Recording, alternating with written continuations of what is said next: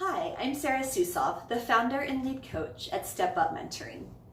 The first time that I ever walked into a classroom of students with emotional disturbances, I was terrified.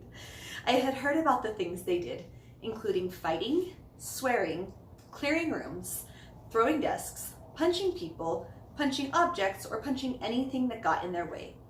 I knew that this classroom of students was filled with kids who couldn't be successful in their general education or resource classes, that they had been placed into this special class by my school district because they had significant behavior concerns.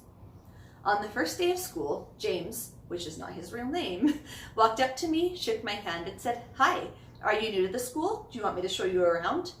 I wasn't expecting such politeness from him. And then, when I got to know him a little bit better, I wasn't expecting him to threaten to effing kill his peers a month later. James had been in a special education class for the last 7 years since he was in first grade. And while he displayed good social skills at times, he also had an extreme temper, impulsivity, and a tendency towards violence and aggression when he got upset. The next 2 years with James were a learning experience for me. As I watched his teacher, who is absolutely incredible and never power struggles with kids, I knew that I needed to learn from her and be intentional about how I interacted with not just her students, but with all of my students. This reminded me of an article I had read years before and used with my stepdaughters. When they transitioned to our house, I smiled really big at them and told them how glad we were to see them. They would always respond with happiness and excitement. Intention has been a buzzword in the personal development community. It means to plan or aim, and in parenting, it means to parent on purpose and with a plan. My mom introduced to me the concept of intentional parenting and shared that she wished she had been able to be more intentional in her parenting. And off topic, one thing I've noticed about a lot of grandparents is that they realize they made mistakes in raising their kids.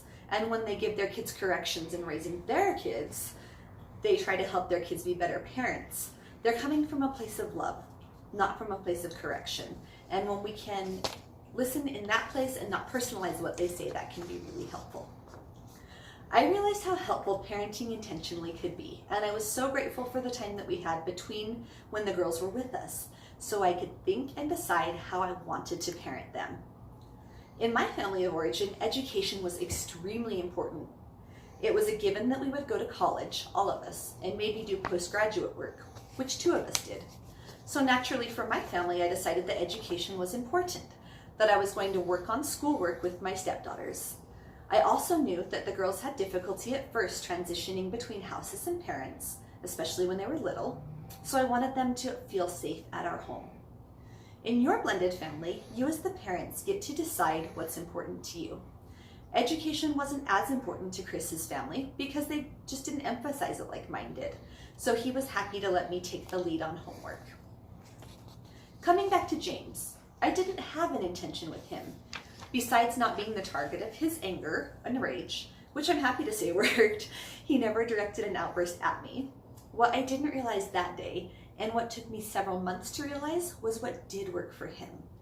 In his classroom, he felt that things were mostly structured and safe. He was on a level system where he had daily trackers to monitor his behaviors, and he could earn privileges based on his positive, appropriate behaviors. If he was violent or aggressive, he would lose privileges. And it wasn't just James. This was for the whole class. Class-wide behavior expectations were posted and taught regularly, not just once at the start of the year, and not just when those expectations were violated, but they were taught explicitly multiple times throughout the school year. James also had responsibilities in his class. He was expected to clean up after himself, he was expected to treat others kindly, and he was expected to keep his hands to himself, which he was not always successful at.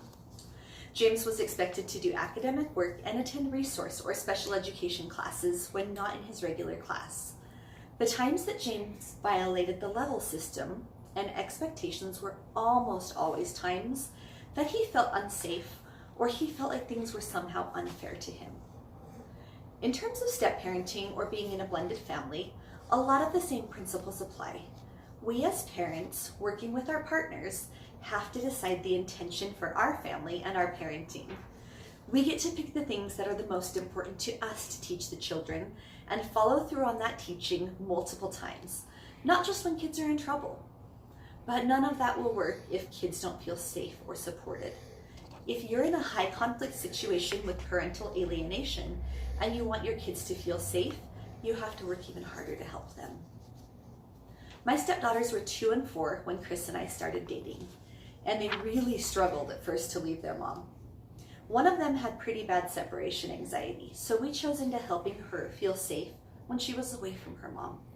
This required prayer and some creativity, and we set up what I later learned was called a token economy system, similar to the behavior expectation in James' class.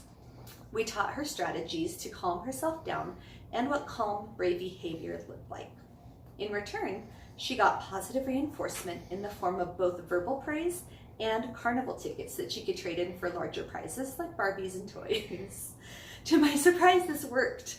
It was long before I worked with James, but the same principles apply to children and to all people. Above everything else, we need to have our physiological needs like food, shelter, and water met. After that, we need safety and security. If our stepchildren don't have food, they don't care about safety. If they don't have safety, they don't care about any higher level needs like love and belonging, being respected or being recognized, or achieving their full potential. Children of divorce unfortunately lose their safety when their parents divorce, and often they lose the shelter or home that they lived in with both of their parents. When their needs are unmet, their behaviors often increase in a desperate attempt to meet those needs. When my stepdaughters were crying to be left with their mom, clinging to her, they were really telling us that they had an unmet need for safety that we as adults got to help them with. This can be extremely difficult for adults if we feel like our needs aren't being met, if we don't have enough money for rent or mortgage to pay our bills, child support, or if we don't feel safe in our home due to behaviors from certain family members. It's critical that we take care of ourselves and our relationships so that we can show up in families as the healthy partner and healthy step-parent that our families need, as well as being healthy for ourselves. There are times in every blended family when it feels like you're against your partner and his or her kids, and vice versa. If you're emotionally healthy, you know how to cope with that and make changes you need to make, including setting boundaries for yourself and your relationships. If you can't do this, there's no shame in asking for help and asking for what you need. I'll freely admit that when I married Chris, I wasn't emotionally healthy, and I've had to grow a lot in the last 12 and a half years. I currently work with a business coach and a therapist to make sure that I am healthy and I can stay in that space for myself and my family. I've also worked with life coaches, one of whom changed my life and set me on my path as a life coach to blended families. It is now my passion to help others in blended families who are struggling, who feel stuck, who are in pain and aren't sure there's a way out besides divorce. With Step Up Mentoring, one of the things I specialize in is identifying specific needs people have, whether it be a token economy system, learning how to master your emotions, or something else. I can provide a 45-minute consultation call to you and your partner to help you identify your family's needs and what would help you the most. For more information, go to www.stepup-mentoring.com or write down the information on the screen. This will also be available afterwards on the YouTube link as well. Call or text me today at the number on the screen to schedule a time for your consultation. The consultation is normally $79, but if you book by March 31st, your cost is only $29. Thank you so much, and enjoy the rest of your evening with Michael and Christina Fisher from Blended Family Crusaders at tonight's Step Up workshop.